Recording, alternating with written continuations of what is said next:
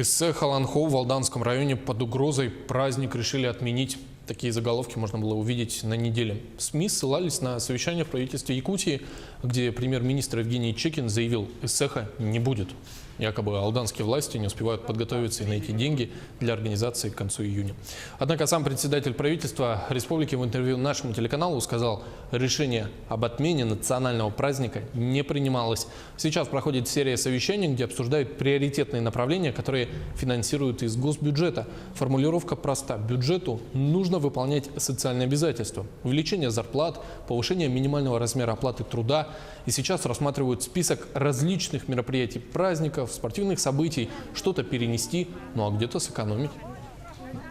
Смотрим каждый рубль бюджетный с точки зрения приоритетности. Наш бюджет в максимальной степени социально ориентированный. И когда мы просматриваем возможности оптимизации, как раз мы видим о том, что практически все статьи направлены на человека. Эссе Халанхо – это одно из таких фундаментальных мероприятий, на самом деле, связанных с традициями, с историей, поэтому отказа тоже точно нет.